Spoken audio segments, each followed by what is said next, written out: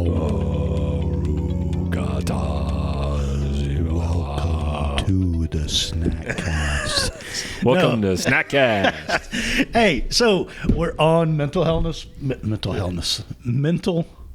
why can't I say that? Mental Health Awareness Month. Yes. And we're continuing our series. And today is meditation and prayer. And its effect on mental health. Mental health. And even physical health. Yeah. So start it. Open it up. Well, obviously there's a connection. I read a study, I think it was about 1,600 people, and it was very much a survey similar to a couple of the other studies that we looked at.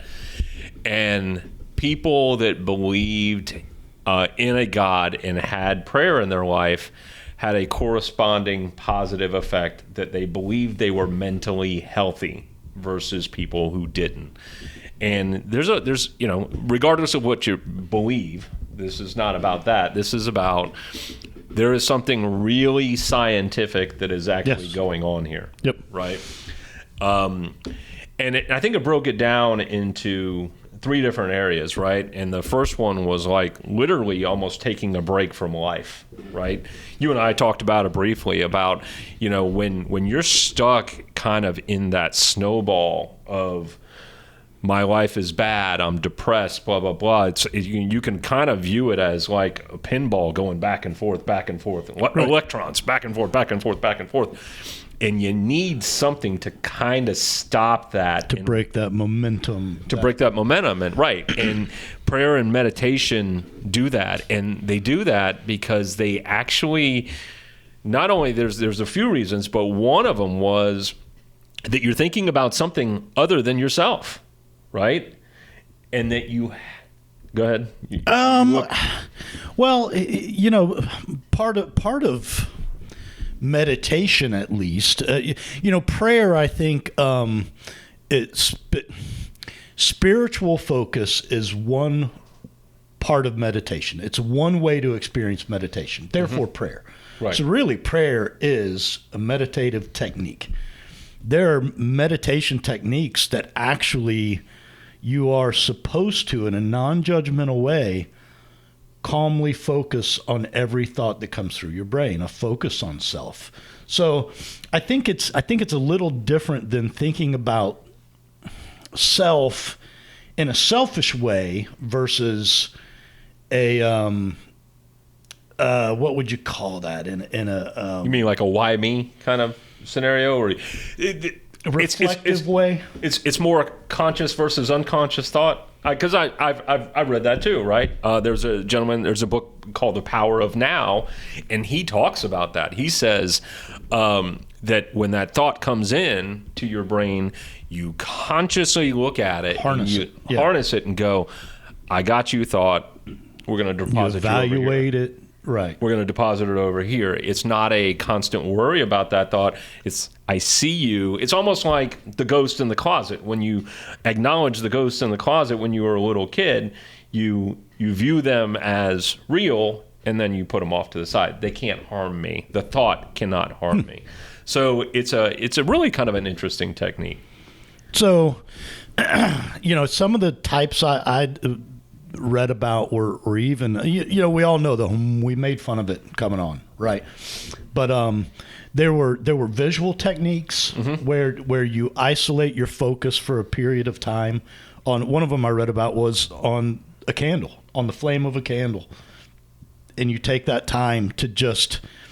I don't know. I think you're right. I think it's something to do with how our brain operates, and it wants to be busy. It wants to be occupied. Right. Right. I think that inner reflection. I think I think we mostly want to avoid that, and even if it's subconscious, right? Because inner reflection makes us look at our own maybe flaws and potential growth areas, and it's much easier for me to just go do something else. Oh gosh, it's hard. I mean, have you ever sat down and said, "I'm gonna meditate / prayer for five minutes"? You're better at it than I am. And be Still the mind. I that's signed up at ridiculously church. hard. They wanted to do this 24 hours of prayer, Mm-hmm. and I signed up for like a 30-minute or 15-minute time slot.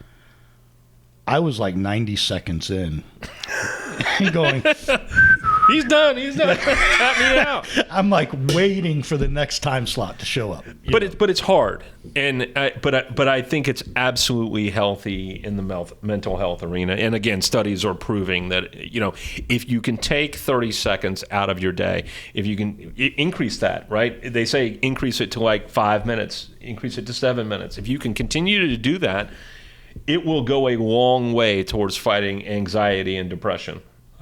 As well as probably several other mental illness issues. I do a poor job of it.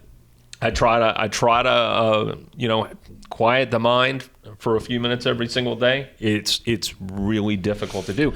And I think you brought up the point. My brain wants to instantly go, this is a waste of time. I got other things to do. Right. When it's actually arguably one of the most important things. It's an investment in self. Absolutely. So I did want to bring up, there was one study published in 2016 that I read that talked about the combination of, it specifically used focused meditation, which is where you use one of your 5 senses and you dedicate time to that sense, like the candle. You're going to visually stare at that candle. But they combined focused meditation with aerobic exercise. And in 8 weeks, among a sample of people, in 8 weeks, they saw a 40% reduction in depressive symptoms.